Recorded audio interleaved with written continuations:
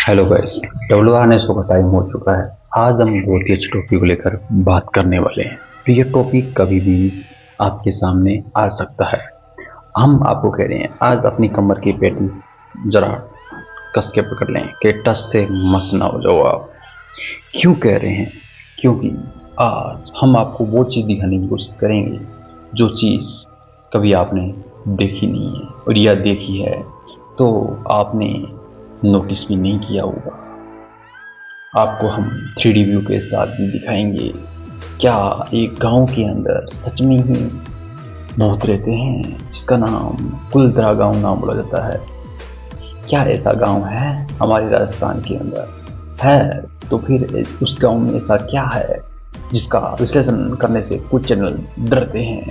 हम उसका विश्लेषण करेंगे क्योंकि हमारी टीम का एक व्यक्ति वहां पर पहुंचा था। ओ, बड़ी बात ये भी है, क्या कुलधरा गांव सच में श्रापित गांव है? अगर है तो उसका विश्लेषण हम करेंगे क्योंकि आज बिल्लियों की भी आवाज आ सकती है। आपके आसपास हो सकते हैं कोई भूत भी हो तो जरा आप खिड़कियों को बंद कर देखना। कहीं खिड़कियों में आसपास कहीं वो गांव की वो भूत या उस गांव के वो भूत आ जाएं आपको देखने। क्या सच में ही ऐसा है? अगर है तो अपनी खिड़कियों को बंद कर लें क्योंकि खिड़कियां बंद अवश्य करें। कुलधरा गांव का विश्लेषण हम इसी टाइप से करने वाले हैं। और एक बात और नोटिस कर लो, क्या क्योंकि अब आप अपने टेबल पर बैठे हो, कहीं वो टेबल हिल हुल ना रहा हो। ओ, अपने कांच और अपने फोटोज को कहीं ये मत देखो कि कहीं वो हिल तो नहीं रही है। हो सकता है आपकी फोटो हिल रही हो, क्योंकि फोटो हिलना बहुत बड़ी बात है। क्या है? फोटो हिलना बहुत बड़ी बात है। अब आपके पास कहीं पानी का गिलास है तो कहीं उसके अंदर देखो कहीं भूत तो नहीं है। चलिए हम आपको वही दिखाने की कोशिश करते हैं 3D एनिमेशन के द्वारा। चलिए आप देखें इस वक्त ये वीडियो, उसके बाद हम आपसे कुछ और बातें करना चाहते हैं। राजस्थान के सुनहरी रेत अपने अंदर हजारों राज छिपाए बैठी है। यहाँ के हर किले, हर महल और हर खंडहर की अपनी एक कहानी है। कोई कहानी वीरता की है, कोई कहानी प्रेम की। लेकिन जैसलमेर से करीब 18 किलोमीटर दूर रेगिस्तान के गहरे सन्नाटे में एक ऐसी कहानी दफन है जो ना तो पूरी तरह वीरता की है और ना ही पूरी तरह प्रेम की। यह कहानी स्वाभिमान की है, एक ऐसे जिद्दी स्वाभिमान की जिसके लिए एक पूरी सभ्यता ने अपने अस्तित्व को मिटा दिया। यह कहानी है कुलधरा की, जिसे आज दुनिया भारत के सबसे डरावने और रहस्यमयी गांवों में से एक मानती है। जब आप कुलधरा की सरहद में कदम रखते हैं तो हवा का रुख अचानक से बदल जाता है। दिन की तेज रोशनी में भी वहां एक अजीब सा भारीपन और ठंडक महसूस होता है। टूटे हुए घर, वीरान दीवारें और उजड़े हुए आंगन आज भी किसी के इंतजार में पलके बिछाए लगते हैं। करीब 200 साल गुजर चुके हैं, लेकिन आज भी ऐसा लगता है जैसे कल की ही बात हो, जब यहां खेल रहे थे बच्चे, औरतें पनघट से पानी ला रही थी, चौपालों पर बुजुर्गों की हंसी गूंज रही थी। फिर एक रात सब कुछ बदल गया। एक ऐसी काली रात आई जिसकी सुबह आज तक नहीं हुई। 84 गांवों में हजारों लोग हवा में गायब हो गए और अपने पीछे छोड़ गए तो बस एक श्राप जो कभी खत्म नहीं हुआ, साथ ही वो सन्नाटा जो मौत से ज्यादा बदतर रहा। इस रहस्य को समझने के लिए हमें इतिहास के पन्नों को पलटना पड़ेगा। ऐतिहासिक रिकॉर्ड से बताते हैं कि कुलधरा की स्थापना करीब 13वीं सदी के आसपास हुई थी। इसे पालीवाल ब्राह्मणों ने बनाया था, जो मूल रूप से पाली क्षेत्र से माइग्रेट होकर यहां पहुंचे थे। उस दौर में कुलधरा कोई वीरान खंडहर नहीं, बल्कि जैसलमेर रियासत का सबसे समृद्ध, सबसे ताकतवर और खुशहाल गांव हुआ करता था। पालीवाल ब्राह्मण सिर्फ पुजारी नहीं थे, बल्कि वो बहुत बड़े व्यापारी और अद्भुत वैज्ञानिक सोच वाले किसान थे। रेगिस्तान जहां पानी की एक एक बूंद के लिए तरसना पड़ता है, वहां पालीवाल ब्राह्मणों ने अपनी बुद्धिमत्ता से खेती का एक ऐसा मॉडल तैयार किया जिसे देखकर आज के वैज्ञानिक भी हैरान रह जाते हैं। उन्होंने एक खड़ीन तकनीक इजाद की थी जिससे वो बारिश की एक एक बूंद को जमा करते और रेगिस्तान की बंजर जमीन पर सोना उगाते थे। उस दौर में कुलधरा व्यापार का एक बड़ा समृद्ध केंद्र बन गया। यहां के लोग अमीर थे, सुसंस्कृत थे और उनका समाज सुसंगठित था। कुलधरा सिर्फ एक गांव नहीं था, बल्कि लोक कथाओं के अनुसार यह आसपास के 84 गांवों का मुख्यालय था। यहां के मुखिया का फैसला इन 84 गांवों के लिए पत्थर की लकीर था। घरों की बनावट ऐसी थी कि जून की तेज गर्मी में भी घर के अंदर ठंडक रहती थी। यहां नालियों की व्यवस्था थी, हवा का प्रवाह, वास्तु का ज्ञान। ये तमाम सबूत है कि पालीवाल ब्राह्मण अपने समय से बहुत आगे थे। उनकी समृद्धि ही उनकी पहचान थी। लेकिन अफसोस कि यही समृद्धि और सुंदरता उनकी बर्बादी का कारण भी बन गई। 19वीं सदी की शुरुआत में जैसलमेर रियासत की गद्दी पर उस समय का जो राजा था वो नाम मात्र का था। असली सत्ता और ताकत जिसके हाथ में थी वो रियासत का दीवान था, सलीम सिंह, जिसे क्रूरता के चलते कई लोग जालिम सिंह भी कहते थे। इतिहास गवाह है कि सलीम सिंह जैसा क्रूर, धूर्त और अय्याश दीवान शायद ही कोई दूसरा हुआ हो। उसे सत्ता का नशा था। वो अपनी प्रजा को कीड़े मकोड़ों से ज्यादा समझता नहीं था। इतिहासकार ये मानते हैं कि उसने जनता पर इतने टैक्स लगाए थे कि लोगों का जीना दूभर हो गया था। वो अपनी क्रूरता के लिए कुख्यात था, लेकिन लोक कथाओं में जिस कहानी का सबसे ज्यादा जिक्र मिलता है वो है एक दिल दहला देने वाली घटना। कहा जाता है कि सलीम सिंह की नजर कुलधरा गांव के मुखिया की जवान बेटी पर पड़ी। वो लड़की बहुत खूबसूरत थी। सलीम सिंह, जो पहले से ही अपनी अय्याशी के लिए बदनाम था, उस लड़की को देखकर अपना आपा खो बैठा। ये कोई प्रेम नहीं था, ये एक सन की दीवान की हवस और जिद थी। उसने सोचा कि मैं रियासत का दीवान हूं, मुझे कौन रोक सकता है। सलीम सिंह ने गांव वालों के पास एक फरमान भिजवाया कि अगली पूर्णमासी तक उस लड़की को मेरे महल भेज दिया जाए। अगर ऐसा नहीं हुआ तो कुलधरा पर अपनी फौज लेकर मैं चढ़ाई कर दूंगा, गांव को तहस नहस कर दूंगा और तुम्हारी एक एक ईंट से ईंट बजा दूंगा। यह संदेश किसी बिजली की तरह गांव पर गिरा। पालीवाल ब्राह्मणों के लिए सिर्फ एक लड़की की बात नहीं थी, ये उनके धर्म, उनकी इज्जत और उनके सैकड़ों साल पुराने स्वाभिमान का सवाल था। वे अपनी बेटी को एक ऐसे राक्षस के हवाले कैसे कर सकते थे जिसने पूरी रियासत को नर्क बना रखा था। लेकिन दूसरी तरफ समस्या यह भी थी कि सलीम के पास सेना थी, हथियार थे, राजा का मौन समर्थन था। गांव वाले जानते थे कि अगर मना किया तो कत्लेआम मच जाएगा। सलीम ने उन्हें सोचने के लिए कुछ दिन की मोहलत दी। ये कुछ दिन कुलधरा के इतिहास के सबसे भारी दिन थे। हर घर में डर का माहौल था। हर पिता अपनी बेटी को लेकर चिंतित था, लेकिन हार नहीं मानी। आखिरकार वो रात आई जब सलीम सिंह की दी हुई मोहलत खत्म होने वाली थी। अगले दिन पूर्णमासी थी और सलीम अपनी सेना के साथ लड़की को लेने आने वाला था। उसी रात कुलधरा के प्राचीन मंदिर के बाहर एक गुप्त सभा बुलाई गई। ये कोई साधारण सभा नहीं थी, इसमें कुलधरा के अलावा आसपास के गांवों के प्रतिनिधियों को भी बुलाया गया था। रात के अंधेरे में हजारों लोग मंदिर के प्रांगण में जमा हुए। चेहरे पर चिंता की लकीरें थीं, लेकिन आंखों में एक अजीब सी चमक। सवाल बड़ा सीधा था कि क्या हम अपनी बेटी उस जालिम को सौंप दें और अपनी जान बचा लें, या फिर हम उसका सामना करें। सामना करने का मतलब था मौत, क्योंकि निहत्थे ब्राह्मण सलीम सिंह की ट्रेंड फौज का मुकाबला नहीं कर सकते थे। तभी उस पंचायत ने एक ऐसा फैसला किया जिसकी मिसाल इतिहास में दूसरी नहीं मिलती। गांव के मुखिया ने अपनी पगड़ी उतारी, सबके सामने रख दी, भारी आवाज में कहा कि ये बेटी सिर्फ मेरी नहीं है, ये हम सब की बेटी है। ये पाली वालों की इज्जत है। हम अपनी इज्जत का सौदा नहीं करेंगे, हम ये गांव को छोड़ देंगे। हाँ, सही सुना आपने। लड़ने या झुकने के बजाय त्याग का रास्ता चुना। हजारों लोगों ने एक ही सुर में फैसला किया कि हम अपनी पुश्तैनी जमीन, अपने पुरखों के घर, अपनी लहलहाती फसलें, जमा पूंजी सब कुछ छोड़ देंगे, लेकिन बेटी उस राक्षस को नहीं देंगे। यह फैसला हो सकता है सुनने में आपको आसान लग रहा हो, लेकिन आप कल्पना करके देखिए कि जिस घर में पीढ़ियों ने वक्त गुजारा हो, पैदा हुए हों, मरे हों, जिस मिट्टी में पूर्वजों की अस्थियां हों, जिस आंगन में बचपन बीता हो, सब कुछ एक पल में त्यागने का निर्णय। ये भारतीय संस्कृति के स्वाभिमान का सर्वोच्च शिखर था। ये घटना लगभग 1815 से 1825 के बीच मानी जाती है। फैसला हो गया था।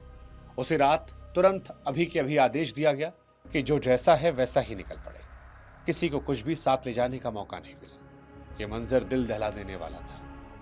आप कल्पना करके देखिए कि उस रात हजारों घरों के दिए एक साथ बुझा दिए गए। औरतों ने अपने भारी सोने चांदी के गहने जो वो साथ नहीं ले जा सकती थी, उन्हें घर के आंगन में गड्ढा खोद कर गाड़ दिया। बुजुर्गों ने रोते हुए अपने घरों की दीवारों की चौखट को आखिरी बार चूमा। बच्चों के खिलौने आंगन में बिखर गए। चूल्हों में जलती हुई आग पर पानी डाल दिया गया, जिससे उठने वाला धुआं उस रात की गवाही दे रहा था। बैलगाड़ियां जुटी और एक महापलायन शुरू हुआ।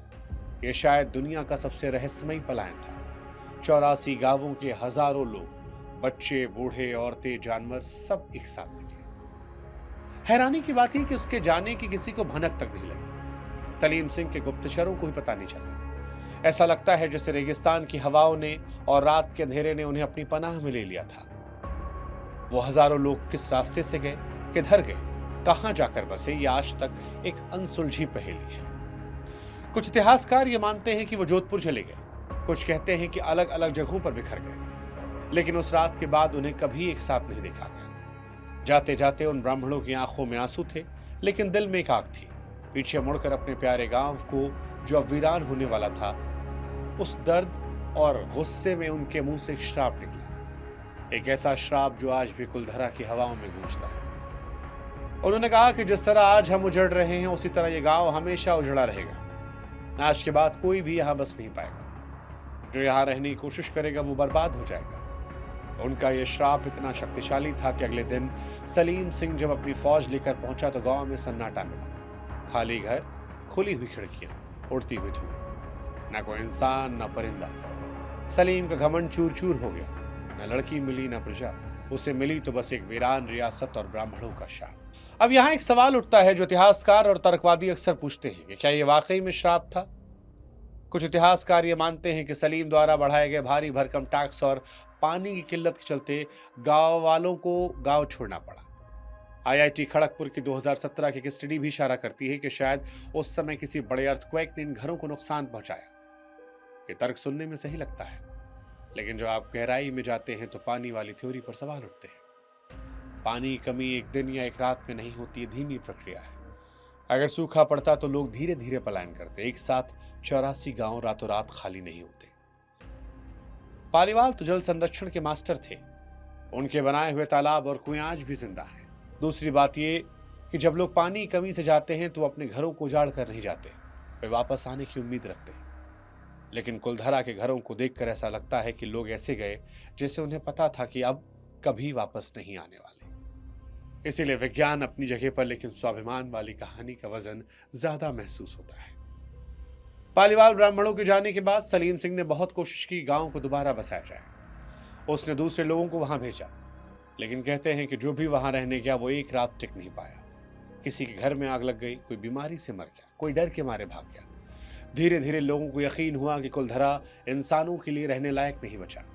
वक्त बीतता गया, 100 साल, 200 साल, लेकिन आज भी कुलधरा वैसे ही वीरान है। समय वहां थम गया है। आज वहां जाने पर आपको टूटे हुए मकानों की कतारें दिखती हैं। ऐसा लगता है जैसे घर के लोग अभी अभी बाहर गए हैं और वापस आने वाले हैं, लेकिन वो कभी नहीं आए। उस श्राप का असर सिर्फ उस जमाने तक सीमित नहीं रहा। आज के आधुनिक दौर में भी कुलधरा अपनी डरावनी कहानियों के लिए जाना जाता है। कई बार पैरानॉर्मल एक्सपर्ट्स ने वहां रात बिताने की कोशिश की। सबसे प्रसिद्ध घटना 2013 की है, जब दिल्ली की इंडियन पैरानॉर्मल सोसाइटी के गौरव तिवारी और उनकी टीम ने रात बिताई। उनके पास आधुनिक मशीनें थी जो नकारात्मक ऊर्जा को मापती थी। अपनी रिपोर्ट में बताया कि रात के 12 बजते ही तापमान गिर गया। रेगिस्तानी गर्मी में कड़ाके की ठंड लगी। उनके टेंट के आसपास किसी चलने की आवाजें आईं। लेजर बीम से देखने पर परछाइयां दिखाई पड़ी। ये डरावना अनुभव था कि रिकॉर्डिंग में उन्हें किसी बात करने की आवाजें मिली, जबकि वहां उनके अलावा कोई नहीं था। किसी ने कान में फुसफुसाते हुए कहा कि जाओ यहां से। टीम के सदस्यों को खरोंची आई और ऐसा लगा कि मानो कोई धक्का दे रहा है। हालांकि इसका कोई ठोस सबूत नहीं मिला, लेकिन उस रात के अनुभव ने टीम को हिला कर रख दिया था। श्राप सिर्फ गांव तक सीमित नहीं रहा। उस दीवान सलीम सिंह का भी अंत बहुत बुरा हुआ। पालीवालों के जाने के बाद रियासत की आर्थिक स्थिति चरमरा गई, क्योंकि खजाना भरने वाले चले गए थे। सलीम सिंह का अत्याचार और बढ़ता गया। अंत में उसे कर्मों की सजा मिली। वैसे ऐतिहासिक रिकॉर्ड उसकी मौत पर बहुत साफ नहीं है, लेकिन लोक कथाएं कहती हैं कि उसके ही लोगों ने उसके खिलाफ साजिश रची थी और उसे जहर देकर मार डाला या किसी बीमारी से वो सड़कर मरा। कई कहते हैं कि ब्राह्मणों का श्राप उसे ले डूबा। उसका आलीशान महल, जिसे मोती महल या सलीम सिंह की हवेली कहते थे, वो आज भी जैसलमेर में मशहूर है। लेकिन जिस घमंड के लिए उसने 84 गांवों को उजाड़ा था, वो घमंड मिट्टी में मिल गया।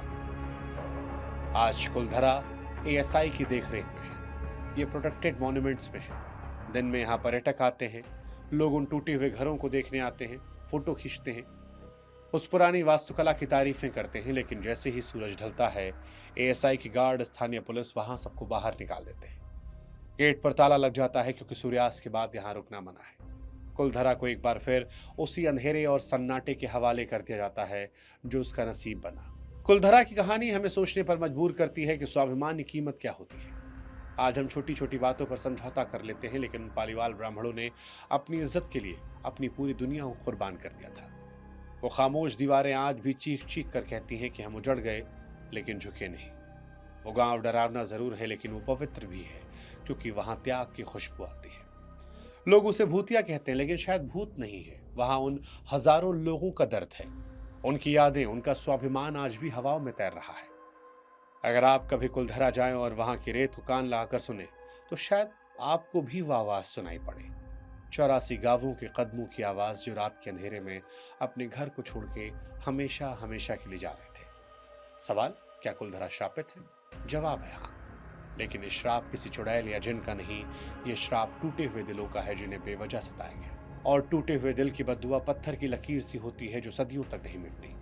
कुलधरा के खंडहर आज भी चीख चीख कर एक कड़वा सच बयां करते हैं। हम डरते हैं उन वीरान रास्तों से, उन अनजानी आवाजों से, लेकिन असली डर उन दीवारों में नहीं, उस वजह में छिपा है जिसने उन्हें खाली किया। अगर पूरा समाज एक रात में मिट सकता है, तो सवाल भूतों का नहीं, सवाल सत्ता का है। क्योंकि भूत तो शायद कहानियों में होते हैं, लेकिन सत्ता का अहंकार हकीकत में बस्तियां उजाड़ता है। फैसला आपका, कौन ज्यादा डरावना है? वो 200 साल पुराना श्राप या वो जिंदा अहंकार? अपनी राय कमेंट सेक्शन में लिखिएगा, क्योंकि इतिहास गवाह है, जब सत्ता हदें पार करती है तो कुलधरा जैसे खंडहारे बचते हैं। क्राइम बुक की इस कहानी में फिलहाल इतना ही। ऐसी और कहानियों के लिए आप क्राइम बुक के साथ जुड़े रहिएगा, और अगर अब तक हमें सब्सक्राइब नहीं किया है, जरूर कर दीजिएगा। अभी आपने ये वीडियो जरूर देखा होगा। इस वीडियोस के अंदर आपको भूतों का विश्लेषण का पता चला है। क्या था कुलधरा गांव, जिसका विश्लेषण करना बहुत जरूरी हो गया था। और क्या कुलधरा गांव में सच में ऐसी घटना हुई थी? जी हाँ, ऐसी घटना हुई थी। चाहे आप मानो चाहे ना मानो, कुलधरा गांव सच में ही श्रापित गांव है। प्लीज वहां पर 5 बजे के बाद ना रुकें तो बेहतर है, क्योंकि 5 बजे बाद रुकने का मतलब कहीं आप ना हो जो इस दुनिया से 9-2-11। क्या सच में वहां पर कुछ महसूस होता है? जी हाँ, महसूस होता है, क्योंकि 3D एनिमेशन में भी आपने देखा होगा। अभी तो ट्रेलर है, अभी तो हम और वीडियो लेके आएंगे भूतों को लेकर। सच में ही होते हैं। हमने देखा है लोगों के घर बर्बाद होते हुए, लोगों में भूत आते हुए, जिन आते हुए। क्या सच में ये होते हैं? जी हाँ, होते हैं। अगर आप मानो चाहे ना मानो, होते हैं, क्योंकि भूत आपके आसपास भी हो, क्या पता पीछे भी हो। जरा प्लीज आगे पीछे इधर उधर देखते रहो, क्योंकि कहीं बिल्ली भी आपके पास ना हो। मियाओ, यह बिल्ली की आवाज होगी, जरा जिसको नहीं पता है। ये आपके सामने क्या खड़ा है भाई? आपके सामने लाइट बंद क्यों कर रखी आपने? कहीं आपके बेड के नीचे तो नहीं है? हो भी सकता है, क्योंकि श्रापित गांव है। ये 3D व्यू भी दिखाया है। कहीं आप कुलधरा गांव में तो नहीं चले गए हो रात को? वहां से बचने के रास्ते बिल्कुल बंद है। प्लीज आप बाहर निकल जाएं अपने फोन से। चलिए, हम जाने की इजाज़त चाहते हैं, और जाते जाते हम एक बात कहना चाहते हैं कि आप खुश रहो। ठीक, और आपको हमने आज इतना बताया। हम पार्ट 2 में और ज़्यादा बताने की कोशिश करेंगे। ठीक, हमारा यहाँ तक ही वीडियो है, हमें जाने की इजाज़त दीजिए।